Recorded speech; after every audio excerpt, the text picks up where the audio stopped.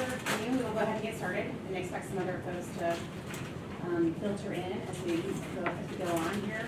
Thank you so much for being here. Thank you to our panel. Thank you so much for spending some time with us today. I'm Sarah Smith. I'm the Chief Operating Officer at American Action Forum. Normally, Doug Wiltaken, AAF's president, would be here to sort of set the stage here today, but he, like many people, has tested positive for COVID, so he's at home. And I can tell you, as somebody who has had to spend a lot of time with him over the course of the pandemic, there's nobody angrier about working from home today than Doug Wiltaken. So I'm sure he regrets that he can't be here today. For anyone who's not familiar with AAF, the American Action Forum, we're a center-right free-market think tank. We focus on domestic economic policy issues. We try to focus on those things where we can come up with practical policy options, and we cover a wide range of those issue areas. To that end, we noted with some interest a provision in the America Competes Act, which would lift the cap on highly skilled STEM-focused PhDs who would be allowed permanent residency in the United States. It's an area that we've looked at a little bit in the past, but hadn't really done a lot of work specifically on the STEM-focused piece of things. And so we decided to look into the potential impacts of this provision were it to become law. And we published a short paper just today by Doug Wiltaken and by Whitney Apple, also on the AAF team. And you can get a copy of that here at the front table, and it'll be available on our website, I think, now. It finds that, at least in theory, those newly available skilled workers could provide the Department of Defense with the equivalent of 3 or so years worth of STEM hires if we assume that they continue hiring at the rate they're currently hiring. Given reports that skilled cybersecurity labor, both in the public and the private sectors, is sorely needed, these new permanent residents could no doubt fill some portion of those needs. We focused really on sort of the economic and actual open labor slots of this debate, and less on the nuts and bolts of security clearances and so forth, and so we can get into some of that with our panel later on. So our panel will discuss this provision and more generally national security related STEM labor and training needs. If you didn't pick one up, the panelists' bios are at the front along with copies of the report. Please don't hesitate to get yourselves more lunch at any point in time. Don't worry about disturbing anything. You will have an opportunity to ask questions of the panel at the end of the moderated discussion.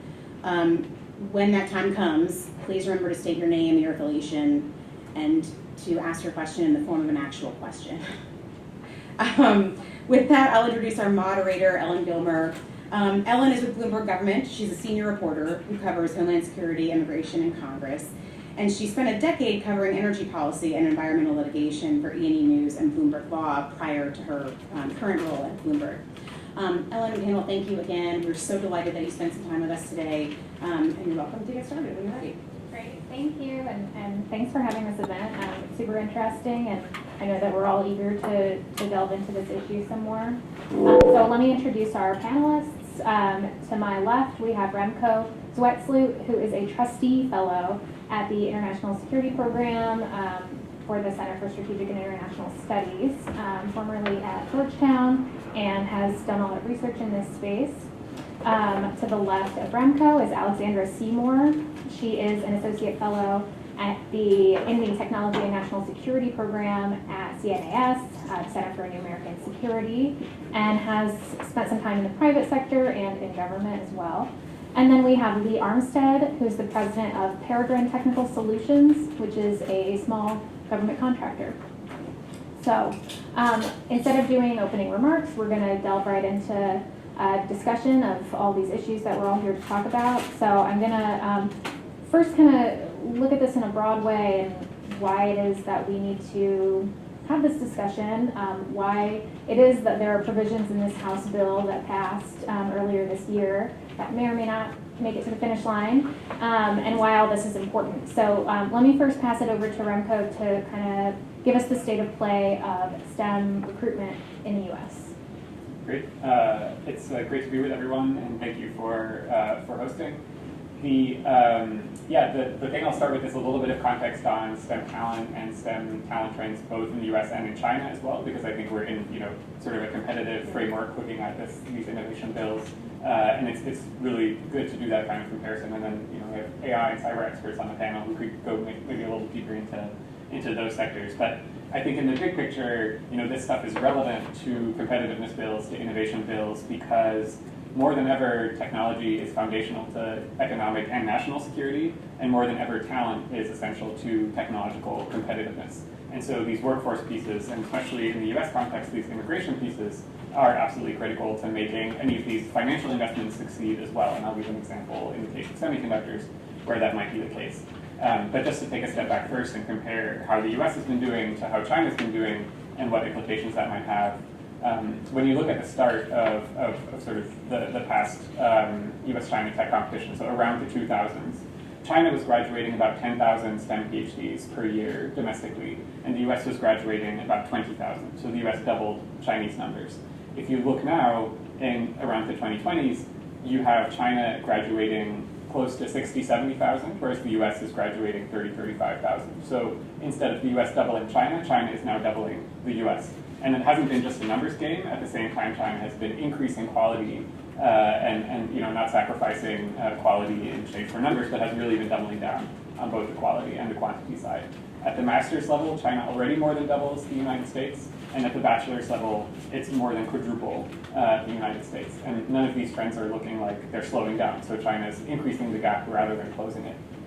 And now if you dig into these US numbers, especially at the graduate level, which is what these provisions in the House Competes Act refer to, you see that in the US, in certain fields, AI, semiconductors, for example, like around 2/3 of US universities' graduate students are international students. And for the moment, we're retaining many of those students. If you look at stay rates for STEM PhDs, it's like 85%, especially if you look at China and India, which provide most of the international students in the US. But a lot of the bottlenecks that they're facing are growing worse and worse. COVID's made that worse, policy's made that worse. And so there's really strong signs that we can get into that more and more people are leaving the United States and also no longer coming in the first place. And so if you look at how things are going in China, with them sort of rapidly increasing how much the US depends on international talent historically, and then sort of where things are trending now, I think we're in a really dire situation and things get really bad, and that then has downstream effects for economic and national security. And so this is why I think these provisions are very relevant to these bills. Even though immigration is traditionally seen as this separate issue from national security, I think more and more we have to think of it as all in one bucket, and I think these bills recognize that. So that's just a little bit of context for, I think, why we're here. And then in the AI and cyber cases, I think we can get more into the weeds of how companies are hiring and what challenges they're facing there. Yeah, thanks, Remco. That was, first of all, thanks so much, Ellen and Remco and Lee. It's great to serve on this panel with you, and thank you, AAF, for having us. I'm really looking forward to this conversation. I thought that was a really, really good overview to just describe what the stakes are. The other thing that I'll add to that, too, is that President Xi Jinping also recognizes this, that the talent is a priority. I think it was in September of last year. He actually had explicitly said at a conference that talent is essential to achieving national rejuvenation and their goals for the country overall. So this is a focus for them, and that's why they're really doubling down on both recruiting and retaining talent and trying to bring back those through efforts like the 1,000 Talents program back from the United States after they study. I think that another thing that we do, I'll get to Remco's point in a second as well, but just from the broader STEM perspective too, there are so many technologies that the U.S. is focusing on right now, whether it is cyber or AI or semiconductors. Every day there's seemingly a new priority, and we're recognizing at every step of the way that we're missing talent in each of those fields. So it is essential for us to be able to find areas, and as Remco said as well, it is looking like about over 40% of PhDs who are working within the U.S. Do come from abroad, and so they are an essential component of the talent that we do have in the U.S. So we need to look, especially when we're seeing that there are so many jobs that are open across the board in all of these fields. I know in cybersecurity alone, globally there are almost 3 million open jobs. We need to be finding other ways that we can attract talent. And I think that especially that we're working, seeing that we're in this working from home environment now too, we're finding ways that we can tap into talent that are in areas where we haven't traditionally looked as well. I know I worked for an AI startup company beforehand, and just trying to recruit talent from, when you're looking at specific areas, it's really, really hard to just find all of the boxes that you need to check with the specific skills, whether it is within a specific industry. So being able to broaden your talent pool is something that is going to be essential to national security as we're trying to compete, especially when we know that our competitors are looking to do that as well. And I know within the AI space as well, because there are so many different applications that exist for AI, whether it is in the national security space or whether it's in the commercial space, where you're looking at traditional applications just to speed up your business processes, whether it's in the manufacturing sector and you're able to try to perform predictive analytics just to keep processing flowing smoothly. It's hard to find the talent that you need. Being able to, once we've trained them up, to keep them here is something that is essential. So I run two small cybersecurity companies. When I say small, one of them was actually at 300 people here until last year. So my viewpoint is more as a hiring organization. We focus on the Department of Defense mostly, but other federal agency cybersecurity contracts. And it's incredibly hard to find talent right now, especially with COVID. Especially when you want to ask, like, you need to go to the Pentagon. You need to go to the Pentagon every single day and work in an office. People are just starting to say, no, I don't want to do that. So we need to reach out and expand our talent pool, if you will. The interesting part about this act here is it's very much focused on higher education. While I do have a PhD, I rarely hire folks with masters or PhDs because if you look at the cybersecurity world, it's a triangle like this, and you need a whole bunch of people down here at the base. Yes, you do need people with the masters in cybersecurity or PhD in cybersecurity, but you also need a lot of worker bees, a lot of younger talent. Our claim to fame, if you will, is we have the first Department of Labor cybersecurity apprenticeship in the nation. I started in 2016. We're based out of Alaska, so we have a lot of minority shareholders. So our very first cyber apprentice was a mid-career changer. The lady was in her late 40s, and she went from being a GS to a cybersecurity SME, and she ticked all the boxes, minority, female, switching over as well in career path. So I do believe that there is a need to get more talent, and if there's a way, I'm also affiliated with Old Dominion down in Hampton Roads area, and they always ask me, why don't you hire our cybersecurity master's students or our cybersecurity PhD students? I said, I can't, they're not U.S. citizens, they can't get clearance. So if there's a way to get your residency, if there's ways to get that, they can get that clearance, that will open up broadly the amount of talent that you need. Great, yeah. So I think it would be useful to kind of go over what the House provisions that we've mentioned would actually do. So what we're talking about are two different bills. One was passed in Senate and one was passed in the House, and they both address American competitiveness on a global scale. The Senate bill is relatively narrowly focused, both bipartisan. The House bill is broader, includes provisions in an array of areas, including these immigration provisions we're talking about. The one that we're most focused on is a provision that would allow non-U.S. It would allow foreign workers with advanced STEM degrees to bypass these really incredible backlogs that we have in our system to obtain green cards. And so this is in the House version of the bill. It's been passed by the House. The Senate and the House now have to reconcile their two bills, which is a really long and kind of messy process. And the current kind of state of affairs is they've got this big conference committee, and they're trying to hash out what belongs in the final version of the bill that will go to the president's desk. And the issue is that in order to keep sufficient bipartisan support, they've got to figure out a way to possibly like lose a lot of the House provisions, and that might include the immigration provision. We've heard from senators who've said like, look, we think this is a good idea. However, this bill needs to be cleaner. We need to keep it really streamlined and just like get it done. So this is a process that's going to play out in the next several weeks and months, and we'll see where these immigration provisions stand. But as of last week, which was the last time I was on the Hill, the provisions were not dead. So that's what we know at this point. So you'll have to keep tuning in for that. The issue is important regardless of what happens to these provisions. They could come up in another context on Capitol Hill. There could be other policy actions that maybe don't do this exactly, but try to get at the issue another way. So that's what we're all keeping an eye on. And so we talked about cybersecurity, and we talked about AI a bit. Can we look at what are some of the other contexts that make this a national security issue? What are some of the things we haven't talked about?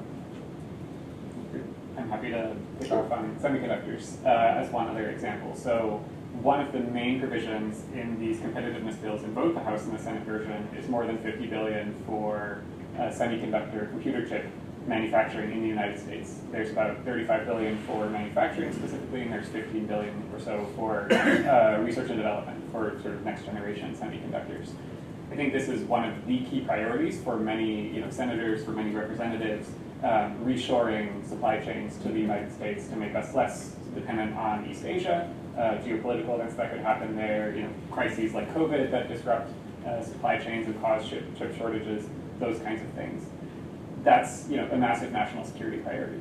If you calculate out these multi tens of billions that are being invested, if you calculate out how many workers would be needed to staff the factories that would be built with that, which is I think around 7 major factories would be constructed, it's tens of thousands of new workers. And even before those investments, the U.S. semiconductor industry was struggling with workforce shortages. If you look at 2020 documents that the industry put out, it's our number one priority is workforce shortages, and the number one way that we think we can address those is immigration. And that was before there was extra demand for tens of thousands of workers. And part of the reason they focus on immigration is because these skills take many, many years to develop. So we can invest in education today, and we should invest in education today, but those investments will take 5 to 10 years to pay off before workers are able to actually work in those factories and be productive.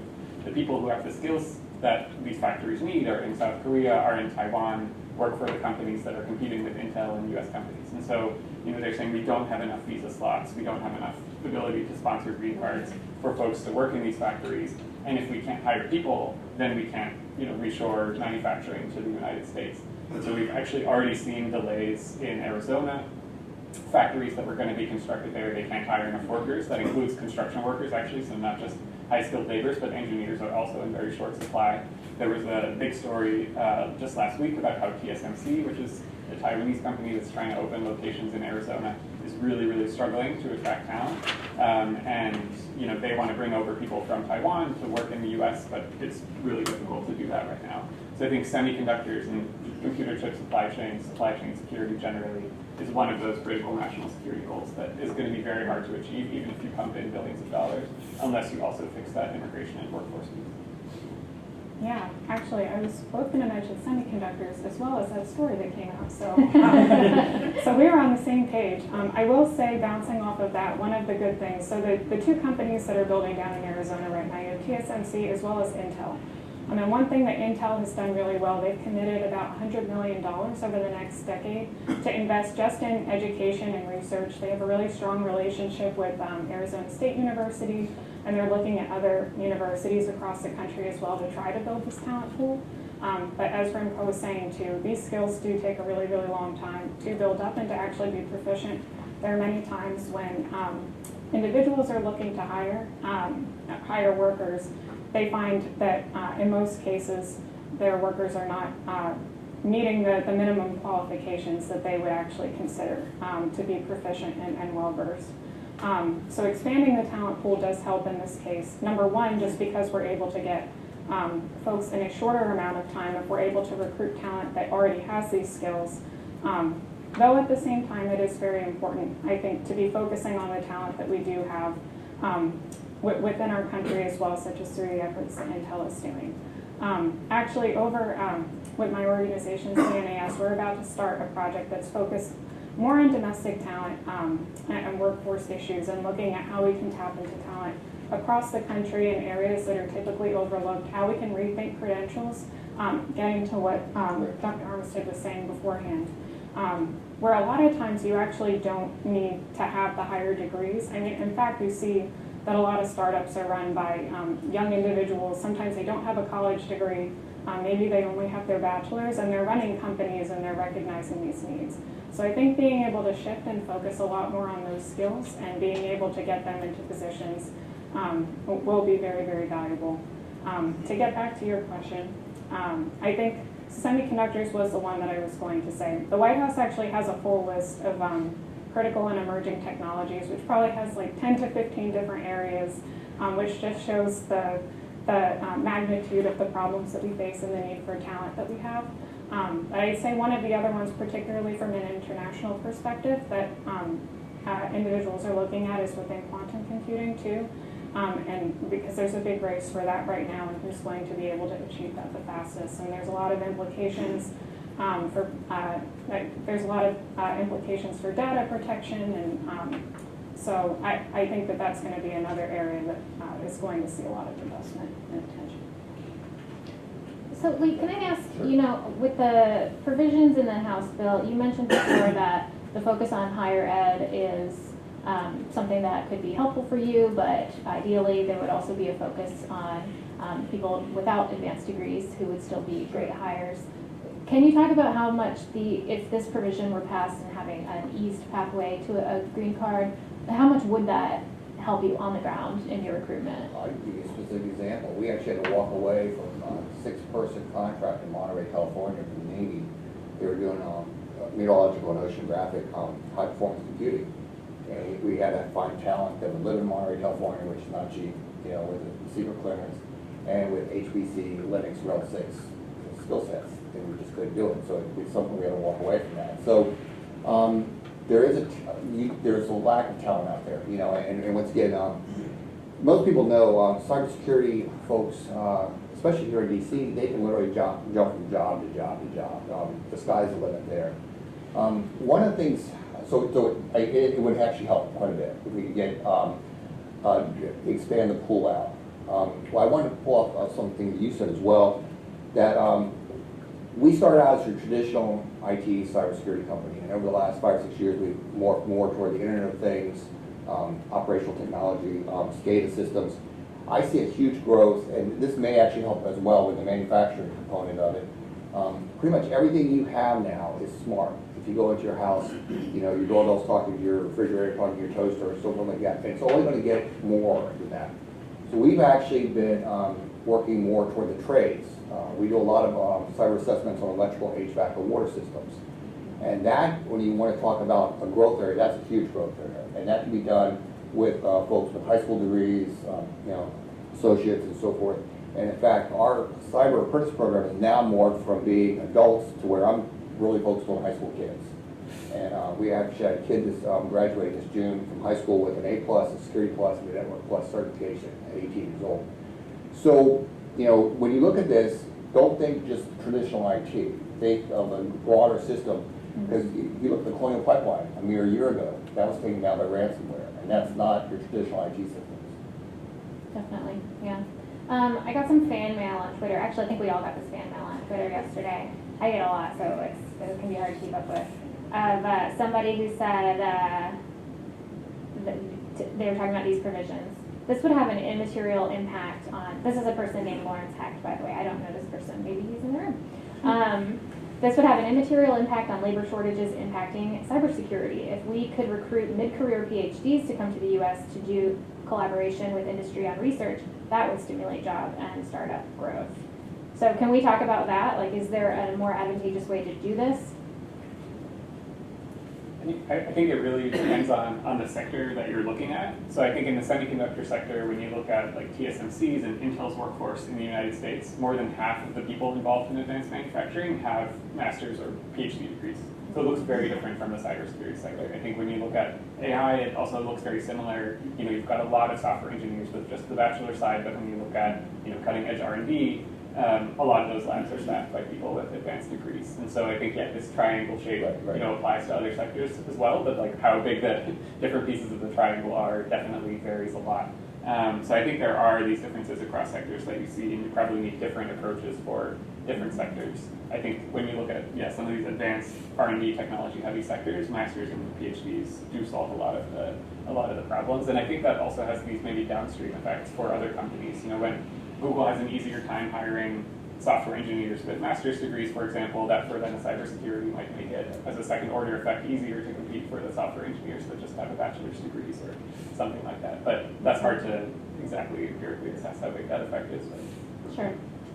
Yeah, I think there's also a downstream effect in that the more talent that you have with higher degrees that you're able to bring into the country, they're also there's also an element of training the next generation as well, whether they're learning from more senior people within companies, or whether if they do have a PhD and they decide to stay within academia, they're able to train the next generation that is planning to pursue a similar path. So I think you can argue both ways, but I think if you're looking from a pure standpoint of trying to get more talent in the door, and to staff a lot of these vacancies that do exist, you don't always need somebody who has the PhD degree who spent time doing that. With AI, for example, there are so many online resources that are free where you can just, go onto something like Coursera, or you can play around with code that exists online. And if you're really dedicated, you can teach yourself how to build a model. So it's not always that you need to go through like full coursework and able to obtain the skills. I think you hit it on the head. There's a big nuance between advanced high-level research in manufacturing and in doing cyber assessments. And the cyber assessments a lot of times is a checklist, if you will. In the Department of Defense, what they've done is they've kind of given up on trying to make people do cyber assessments, because a lot of times the companies wouldn't do it, the commands wouldn't do it. They've come out with two different concepts you might have heard about. One's called zero trust and one's called DevSecOps. And zero trust is basically, you used to try to do a perimeter boundary. Well, they don't trust anybody anymore. You can't do a perimeter boundary because somebody's already been inside the defense line, if you will. So every single system has to basically not trust anybody else. It has to be secure on itself. The other thing the Department of Defense does is called DevSecOps, which means develop in a secure manner and operate in a secure manner, which is totally foreign to a lot of software developers, and manufacturers. So they've actually gone almost backwards, saying we can't trust anybody now, we just got to start from scratch and develop securely. So there is a big difference, and that is where you need the high-end talent. Doing cyber assessments, you don't need a bachelor's PhD for that. So. Yeah, I think one other thing that I'll add on to that too is just the need, even if you have PhDs who are in positions too, you can't also, I think there's also a need for continuous learning as well, just because methods are always going to be changing. I mean, we've seen with the rise in ransomware and like many other phishing attacks or other things, that these types of targeted attacks are becoming a lot more sophisticated. So even if you do have an advanced degree, there is a need to make sure that training is up to date for purposes. I agree with that. Our high-end folks, we actually ask them or let them take a certification every year. And I believe the piece that was posted to the website today delved into why this is, cybersecurity is something that's on all of our minds more in the past several years, but even more so in the past few months with Russia's invasion of Ukraine and increasing hostilities and tension and cyber warfare. And I believe it was just today, the head of Cybercom acknowledged that there had been, U.S. was on offense on cyber attacks with regard to Russia. So we haven't really made that connection here, but does that add to the urgency of addressing this problem legislatively? I don't know, that's tough, because I think everybody thought with Ukraine and Russia that Russia had this 10-foot-high cyber machine out there that was going to attack, with ransomware and so forth like that. And they seem to be back on the heels a little bit. And there also seems to be a bunch of anonymous groups out there that are really upset with Putin, and they're going after him. So it's not the way a lot of cyber folks thought the last 3 months would be, for a variety of reasons. That's interesting. Maybe to bring it back also to an earlier question, not on the cyber piece specifically, but on some of the sectors. I think another sector that you really see this heavy concentration of foreign talent in is aerospace. There was a study by the Institute for Progress recently that looked at advanced degree holders in the defense industrial base broadly, so aerospace, AI, up kind of name your defense technology, and more than half of people working with advanced degrees in those sectors were also foreign born. So I think if you're seeing all of these systems that are being deployed and sort of sent to Ukraine, like a lot of those were developed in large part by foreign talent as well. So I think that's also an area where you see that reflected in the conflict. Yeah, I would say also to get back to your question, I think it also underscores the importance of the private sector and their role in helping in this, particularly within the Russia-Ukraine situation. I know a lot of private sector companies have stepped up as well to make sure that to mitigate the impact of any of the targeted attacks that have happened. But I think as we've seen even with attacks on critical infrastructure like Colonial Pipeline, it does show the need for greater private sector, public sector cooperation, because it's not only something that the public sector can handle on their own. There is more of a corporate responsibility aspect to be able to work together and make sure that we're keeping each other safe. So a criticism that we've heard a little bit on the Hill and from some groups like the Federation for American Immigration Reform and others who are wary of these provisions, they think that it kind of undermines the U.S.'s ability or commitment to investing in U.S.-born workers. Is that an argument that you've kind of been able to successfully grapple with or talk about with anybody? And do you think that there are appropriate guardrails that exist in U.S. policy to protect the U.S.-born worker access to jobs? Yeah, I can take that one to start. Well, so I think that if we look at how many jobs are just open across the board, I think that we can definitely both tap into the talent that we have as well as rely on the foreign talent that we have for so long relied on. Like I said, we are kind of launching within CNAS new research effort taking a look more at domestic talent. I think that there are ways that we can support entrepreneurs. I think especially now, I think you've probably seen there are a lot of reports about how the tech sector is crashing, and there are a lot of VCs that are starting to put more stringent restrictions on some of the startup companies, and it's becoming more of a breaking point for them. But I think trying to find creative ways that we can tap into talent, support these businesses to make sure that they're able to survive, and so that we can continue to create jobs as these companies continue to flourish.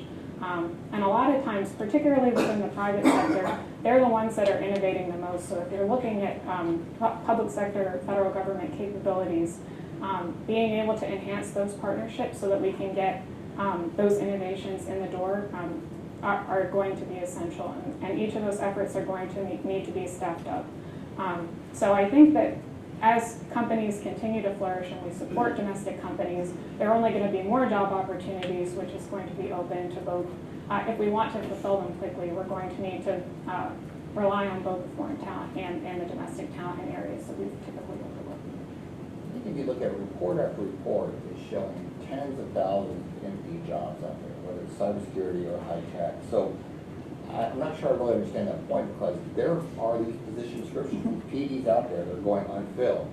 So it's not like we're discriminating against Americans or anybody else. There's not enough talent out there. So what we are seeing is you either poach from somebody else, or you grow your own, or in this case, you try to bring in new talent from abroad. Whether you want it manufacturing, AI, there's just so many unfilled builds right now. It would be good to have extra talent, if you will. I can also speak a little bit on the safeguard side, because this is an important issue, and I think we're seeing labor shortages right now, but I think their argument might be in a few years that may change, and so we need to build in these guardrails. I think there's a few ways in which actually foreign talent often creates jobs for Americans, and not just in the tight labor markets we see today, but in general, historically we've seen this. One is that if we allow, and especially green cards are important to this, because if you're on a temporary visa, it's much harder for you to innovate or to start companies, for example, and innovate, hire Americans if you're a foreign-born worker. With green cards, a lot of these foreign folks want to become entrepreneurs and create companies, which would then hire Americans. If they're on a temporary visa, they can't do that. But if they are on a green card, they can. So I think that's one way in which we see that historically. Google Tesla, like name your list of big tech companies, like they were created often in part by foreign talent and employ thousands, tens of thousands of American workers now. I think the second thing when you look at, historically what's happened is companies decide where to locate their large offices based on the availability of workers, at least in part. So in the semiconductor industry, a lot of outsourcing that happened to East and South Asia was because they couldn't hire enough workers in the United States. Part of that due to immigration. So instead of having an office where around 40 or 50% of workers are foreign-born and 40 or 50% are American-born, you have no office because the office was created in India. And so I think that mechanism also, we want to keep these companies here. We want them to create locations here. We have very good evidence on this in semiconductors and also in AI that a lot of, Google opened offices in China. Microsoft often opened offices in China because they could hire the workers there and they couldn't hire the workers in the United States. So I think that's the second mechanism. And then there are a lot of guardrails actually in the system already, including in these provisions. They actually include, raised visa fees, and the income from those fees would pay for American scholarships and American jobs. That's also been, done in other measures. And there are labor force or labor market assessments built into the visa system where if they can hire an American for the job, they should give the American preference. It's only if you can't that you get to sponsor a foreign-born person for it. So there are also these safeguards in the system for times where the labor market might not be as good. So audience, start thinking about your questions. I'm going to ask them one more thing and then we'll open this up. Let's assume Congress doesn't get this done. What other pathways exist? Is there anything in particular you would be advocating for or that you see as a potential opportunity to smooth out the system? Congressionally or otherwise? I'll start. So the Trump administration had this program for apprenticeships called IRAP, Industry Recognized Apprenticeship Programs. And we were a big fan of it. With the current Biden administration right now, they basically said we're not going to do it anymore. We're allowed to continue it for 5 years. I still think there's value in that program because what it does is it's kind of like apprenticeship light. You can bring somebody on part-time. It's cheaper. You can upskill them. You can train them. So I would love to see more flexibility in the apprenticeship program because, once again, not everybody needs a master's or PhD to become a cybersecurity whiz. You can do that with an associate's degree, a bachelor's degree. Even, I have a kid who has not taken one college class yet, and he has a $100,000 job because he's got security plus and a top secret clearance. So there's a lot of things you can do with that. So I would love to see the ability from a apprenticeship, internship, funding, upskilling. I think that can help out a lot. And that's a Labor Department program, Yep, you said? yep. Okay. Yeah, I think upskilling, reskilling some of the workers that we do already have, and just just taking a close look at our workforce and what we think, even imagining what the future of work looks like too, and thinking about the skills that we're going to need both now and in the long run, and thinking about how we want to train up our entire pipeline, whether it's workers that we have right now in their day-to-day tasks, or if it's, our future workers, whether it's in university classes, whether it's even earlier, to try to make those types of career paths attractive and making sure that they're getting those skills that they have. So that would be a little bit more of a long-term solution, but if we are thinking also about bringing in talent earlier, can be a quicker solution depending on how you look. Yeah, and then I think the same thing with the public-private partnerships too, whether it is through something like an apprenticeship program or any types of opportunities where you can try to bring in some of the talent that might not be working for the government, but trying to bring that expertise in so that we can try to solve these problems together. I think on the immigration side, these competitiveness bills really are a unique opportunity, so I'm hoping that they survive the conference process. I think if they don't, we can also talk about ways in which they could be slightly scaled down, but still maintain a lot of the effectiveness. I think there has been in the last couple of NDAA cycles, in the House side of the NDAA, the defense budget bill, there have actually been immigration provisions. I think because of this recognition that immigration is becoming a national security issue and so does have a home in the NDAA as well. For jurisdictional reasons, it hasn't made it into the Senate version, and so I think, if it doesn't work in these competitiveness bills, that could be tried again this year. I don't know what the prospects for that would be. I think it's very hard politically to imagine a standalone bill like this succeeding, which is why I think people are trying to make it part of these bigger bills so that it's also politically more palatable to people who might, privately say, I actually support these provisions, and I think they're very important politically. It would be very hard for me to support something like this, but if it's part of a broader package and they can't that easily be punished for it, I think it's, now is a window to try to get that done. The NDA might be another window, but I think, it's complicated for these jurisdictional reasons. So I think, yeah, that's a little bit of the landscape. And you could limit it to sectors that are considered critical in the national security supply chain. So for example, you could say this is, for semiconductors, for AI, for aerospace, things like that. Right now it's, I think, STEM broadly. You could limit it to allied and partner countries, which I think is, very much like we have to mobilize this coalition against China internationally, the Quad, the Pacific framework, the Pacific economic framework. You could say that they were making this part of these sort of allied and partner sort of technology alliance frameworks, and maybe for people who are from those countries specifically, the biggest backlogs in the U.S. system are faced by Indians in particular. And so I think, the Quad and this Indo-Pacific framework, both of those would include India, and I think that's really where a lot of the gains would be. So those are ways to maybe limit it or package it. All right, audience. Are we doing a mic or just? So I think we'll just fully do you just speak up and speak clearly. Great, yeah, if you want to give us your name and your affiliation and. David Onslow, Norfolk. Okay. So I'm trying to find out in the Congress, are the Republicans or the Democrats more amenable to your positions on these issues regarding listing the H-1N1 visa caps and allowing more educated immigrants to come in this country and do this work, or is there? I know Republicans keep saying they're for free enterprise, that kind of thing, but I wasn't sure. What party is more amenable to your positions on this issue? So as far as the House passed provision, which I don't have a position on, that was passed by the House, which is controlled by Democrats currently, and the champions for those provisions are Democrats, but there are Republican champions for those provisions as well. But you're not seeing as much vocal support in the Senate because that's not where they originated. In the Senate, it is very politically tricky for Republicans to expend a lot of political capital to get these provisions secured in the final version. I don't know if anybody wants to add on that. Yeah. Oh, did you have something? The only thing I was going to add, there actually was a letter a couple weeks ago that was published by national security leaders on both sides of the aisle saying that there is an importance to bring in talent in support of this provision. So that's something else in terms of this.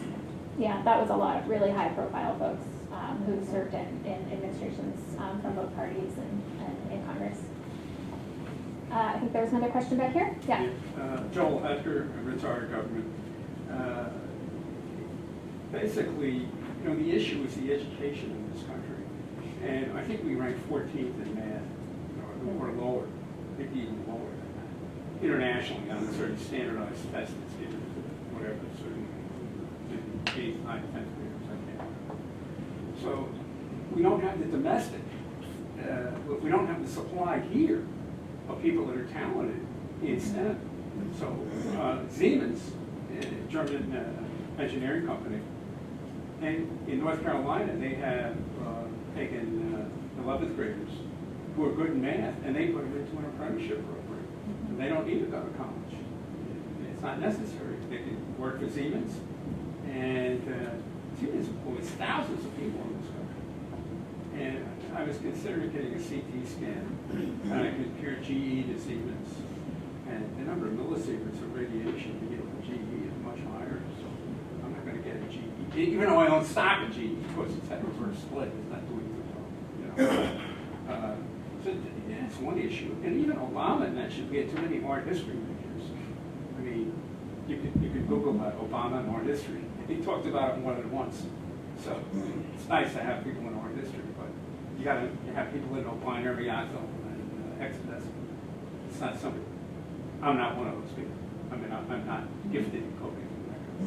But we need, so that therefore we're going up to the Asians. Okay, now the Chinese, there was an article in the New Yorker on this man who developed a special piece of equipment in Kansas. And I guess they accused him of being a spy. So it was a question of, he was so talented, way beyond average intelligence. I don't know, you can go back and read the article, it's just They never had any letters to the editor on that. So if you bring people in under H-1B, that's limited. I was just checking it on the phone. There's only so many H-1B people who come in. Then they can't stay here. They have to go back. And of course, they're going after Asians. You know, they're pushing them in front of subways. You know, there's a lot of anti-Asian people. These are the people that are talented in STEM. I mean, it's known. You know. Do you have a question? So anyway, you know, I don't want to digress too much. I used to work for the Commerce Department. They had NIST, not NTIS. Don't confuse. Do you have a question that you want to ask? Yeah, well, with NIST, they were going to cancel that out, and a 1-by-1 vote. And the reason a 1-by-1 vote was the World Trade Center collapsed, so they got funding for building codes. But that was Dan Quayle's big thing. NIST, National Institutes of State of Technology, competitiveness. That's in when Dan Quayle was vice president. That's a long time ago. We really appreciate all of your insight. We're going to start playing the music, play you off the stage now if you don't have a question. Can I actually make one comment on this? Please, So, yeah. The apprenticeship part is actually something that the United States hasn't done very well. If you look at Germany and Europe and stuff like that, they have a whole core. It's recognized as a career path to go and become an apprenticeship. And what happens is, I'm an old guy, my entire high school class down where I graduated went to the apprentice school at the Newport News shipyard back in the day. A couple of us went to college. Today, you know, we should take a hard look, just as the gentleman said in the very beginning, about our education and make value of becoming an apprentice, or make value of the smart manufacturing, if you will, because there's great jobs there, and you can have a career. And not everybody needs to go to college. And you did have a good point there about some of the degrees are hard to get follow-on jobs. You know, there are some really smart kids out there, young folks that can kill it in manufacturing and smart. So I think sometimes we get all wrapped around, you have to have a college degree to succeed, and you really don't. Yeah. Another point I'll add just on the education front, I think particularly with something like cybersecurity, where we do see oftentimes that like one of the biggest causes of these cybersecurity attacks is just poor cyber hygiene. Like something like Colonial Pipeline was occurred just because of one compromised password, and it shut down one of the largest pipelines for several days. So I think that coming back to the education piece, even just trying to cultivate certain skills earlier on, just to build a broader general awareness. Not that everybody needs to go on and to fulfill these rules, but it's a small piece that everybody can play to just make us safer overall. Thank you for sparking that conversation. I appreciate it. Are there any other questions in the audience? Yes. Yeah, hi. Afternoon. Yeah, my name is Jay Rick from the aerospace industry. I feel like I'm being called at this juncture of life because I've had a very exciting career in this sector. Right? I had a traditional science identity that takes a long time, survive, stick with it, and hopefully inspire later. But the reality is, when I look to the left and the right of me, I don't see people that look like me. And as you know, the reality is one more 18-year-old adult life, the country is not going to look like what the country is actually demographically shifting to. So as you know, women, African Americans, and Hispanics, 2022, I look left and right, are still the most underrepresented groups and populations in this country. Let's really think and imagine the possibility of, we poured hundreds of thousands of dollars knowing that we want to get kids interested in science, attract them, make it sound cool. But the reality is, when it comes to retention, getting women in the professorate, keeping women in the workplace, work-life balance, having a child, it's not working. So I'm not saying that we need to make education free, or, but we've got to rethink the way we're hiring. Imagine the possibility if we started giving security clearances to high school students. At NASA, we bring high school students as interns, but then imagine if everybody across the board was bringing high school students as interns, or just rethinking the way. It's about opportunity. I'm first mother's an immigrant here. My father grew up in the segregated South. It's about international students come here because they're hungry. It makes the world of a difference if they graduate, if their family gets something to eat. Here, the problem is you're going through a track where you don't necessarily get the opportunity after you get the PhD or you get the master's or the bachelor's. And so we've got to figure out ways to just give the opportunity. Imagine if you said, you know what, I don't care what your degrees are. Are you into the arts? Are you into the humanities? Do you guard it? I'm going to hire you right now. and just measure the performance of people based on opportunity. Yeah, I think that's an interesting point. I think it gets to some of what Lee was saying about how it would be so helpful to be able to recruit more people who may not have advanced STEM degrees, but who would be very valuable to your work. Sure. Part of the federal government has a mandate to reach out to HBCUs, historical black colleges and universities and stuff like that.